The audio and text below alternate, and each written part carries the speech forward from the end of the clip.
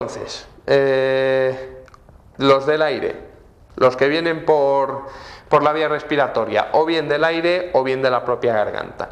Y bueno, pues dentro de los grupos tenemos un cuarto grupo que es por reagudización de una infección que ya existía dentro, ¿de acuerdo?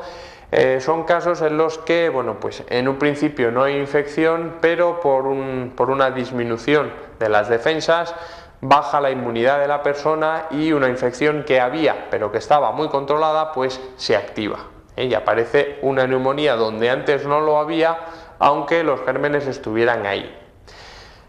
¿Qué defensas tenemos nosotros? Porque bueno, pues por un lado tenemos los bichitos que nos atacan desde fuera, pero nosotros tenemos evidentemente defensas para que esos bichitos no nos ataquen, para poder defendernos de ellos. ¿Cómo lo hacemos? Bueno, existen factores mecánicos. Factores mecánicos, bueno, pues la propia disposición actúa muy bien para que esos bichitos no entren. Aparecen remolinos y el aire tal y como entra, sale y los vuelve a echar fuera. Pero existen más factores anatómicos. Todo esto está lleno de mucosidad, las paredes, hay mucosidad. Y esa mucosidad hace que se peguen, esos mocos pegajosos, pues son pegajosos para algo. Aparte de hacer guarrerías con ellos, pues desde luego son útiles y son pegajosos con ese motivo, para que se adhieran. Todos estos bichitos se quedan pegados y así son eliminados, no pueden ir más allá. Y bueno, pues también en la pared, si esta es la pared, pues aquí está toda la mucosidad. Y hay muchos cilios, filamentos que tienen un movimiento hacia arriba y hacen que se vaya desplazando hacia arriba todo, eliminan esa mucosidad y eliminan las partículas que pueden tener gérmenes, las eliminan, las llevan hacia afuera hasta que se echan.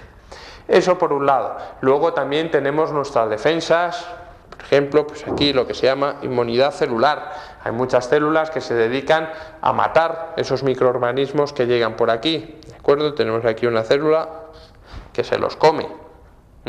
Eso, bueno, pues son tipos de defensas que hay. Y aparte de esto, pues tenemos también lo que se llama inmunidad humoral.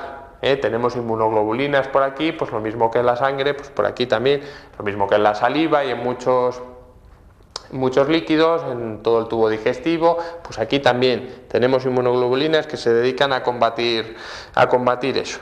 Pero bueno, pues en algunas ocasiones esto falla.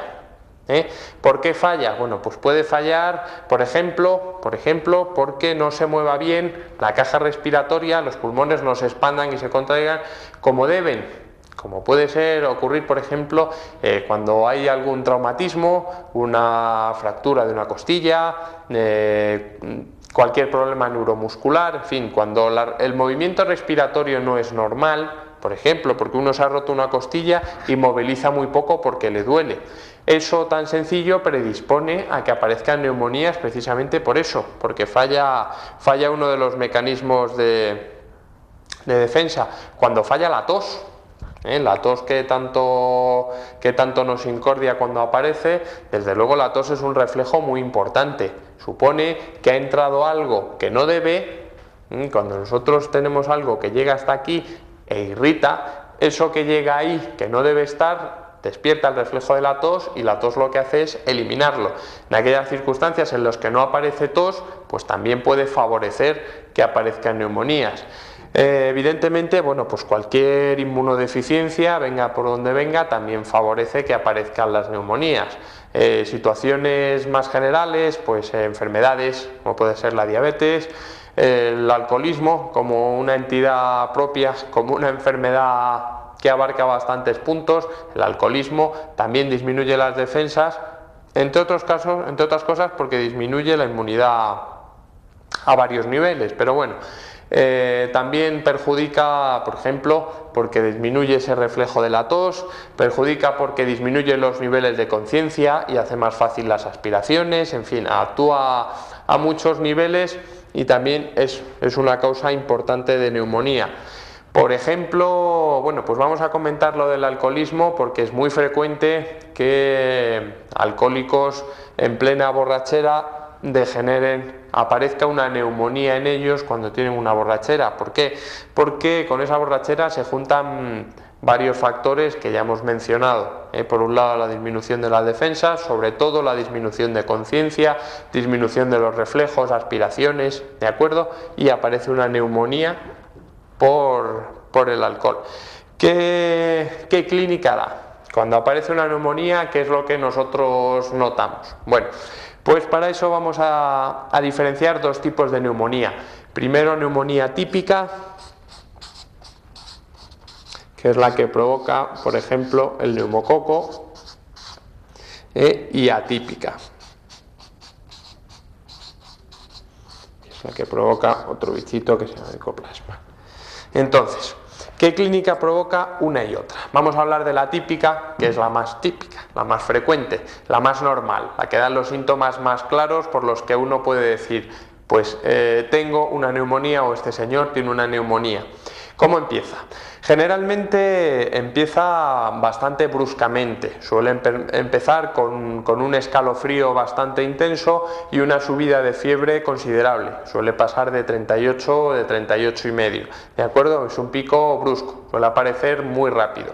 Aparte de esa fiebre, pues suele aparecer tos que se acompaña de expectoración más o menos abundante. Expectoración que tiene un nombre particular, una característica particular que se la llama herrumbrosa. Herrumbrosa por la coloración, porque se parece a la herrumbre, a ese óxido. Es un color parecido al metal oxidado y bueno, pues lo que está denotando es que hay una infección ahí, que esa expectoración que se elimina es mucopurulenta. Ahí está mezclada la mucosidad con pus porque hay una infección ahí.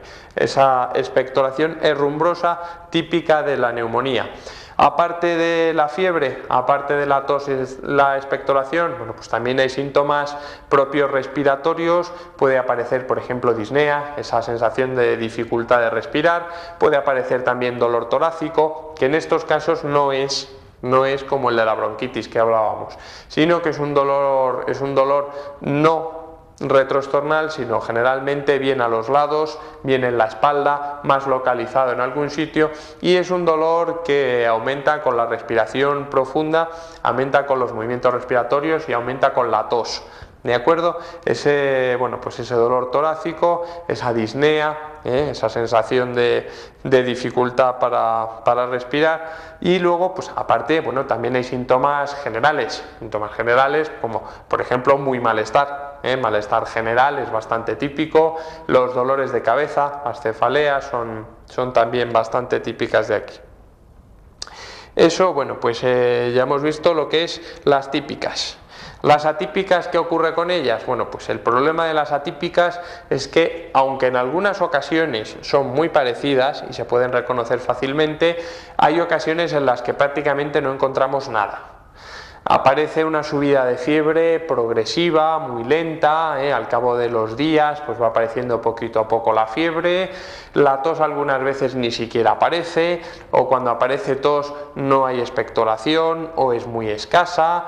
Los síntomas generales son lo más típico, pero bueno, por aquello de ser generales son los menos específicos. Sí suele aparecer malestar general, suele aparecer cansancio, suelen aparecer dolores de cabeza, pero no se acompañan de todos esos síntomas respiratorios que son los más propios de la enfermedad, con lo cual pues evidentemente es bastante difícil localizar cuál es el problema.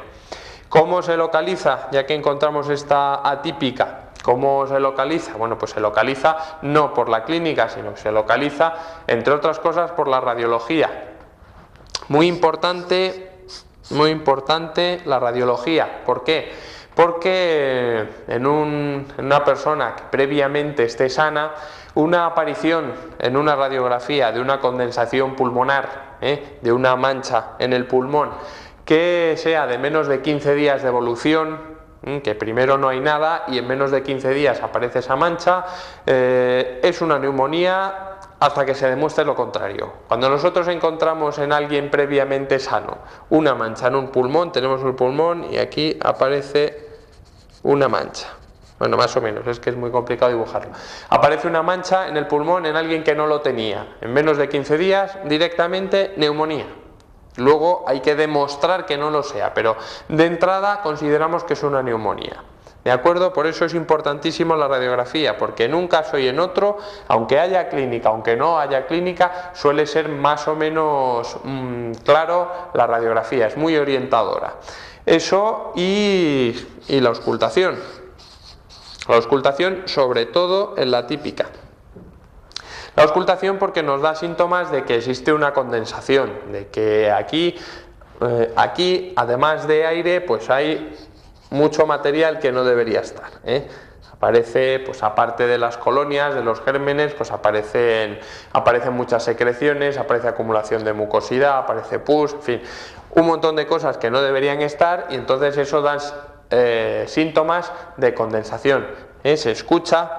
Hay una serie de signos en la auscultación que nos dicen que eso está muy denso, que ahí hay algo que no debería estar. ¿De acuerdo? La auscultación sobre todo en la típica, en la atípica también hay algunas cosas. Entonces, bueno, pues ya hemos visto lo que da en una y en otra, y ahora vamos a ver qué es lo que hacemos. ¿Qué hacemos con alguien que tiene una neumonía? Bueno, en primer lugar, bueno, pues una serie de medidas generales. Medidas generales, pues igual que la bronquitis, cuando aparece fiebre, pues utilizamos paracetamol o acetilsalicílico. Es importante dar muchísimos líquidos porque la neumonía es bastante frecuente que el paciente se deshidrate.